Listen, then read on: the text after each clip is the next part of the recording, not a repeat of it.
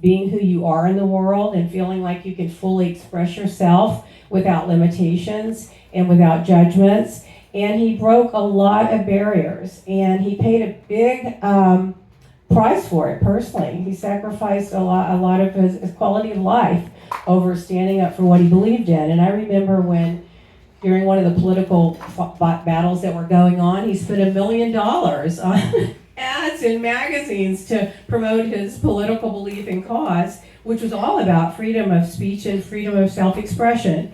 So in addition to the brand that people associate with hustler, Larry was really the guy that was way ahead of his time. And I kind of wonder, what would he think now about the censorship of the books and people not being able to speak freely and having to be worried about being arrested and hauled off?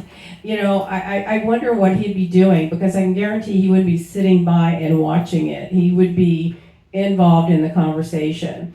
And in addition to that, Larry's very, very generous guy. He would never let anybody pick up a check, ever. He's a very compassionate guy. If somebody had a problem, he'd be the first one to pick up the phone and call them, and his wife as well. And they're just lovely, lovely people. And I have a big amount of admiration and respect for you, Liz, for, you know, all that you went through. You know, Larry, as you guys know, was in a wheelchair, and it wasn't a regular wheelchair. It was a gold plate. It was a gold wheelchair. It only weighed about 2,000 pounds. But Liz was always the nurse that she is. She maintained, and she was just always within 3 feet of Larry.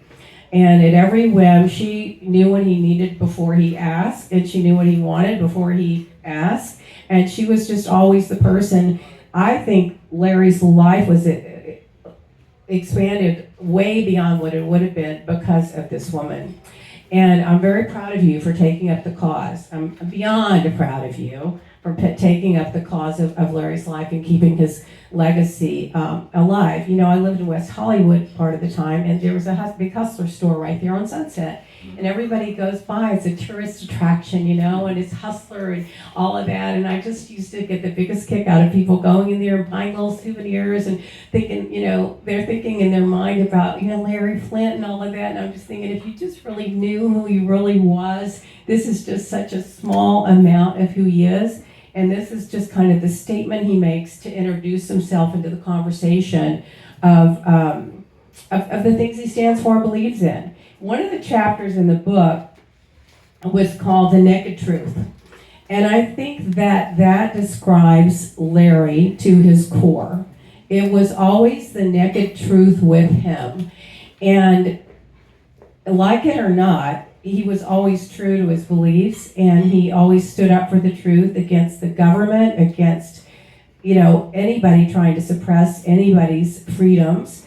And I think that's what he's going to be, and I hope that's what he's going to be remembered for. So, having said all that, let's talk about you, Liz. Okay. Have you guys seen the book yet?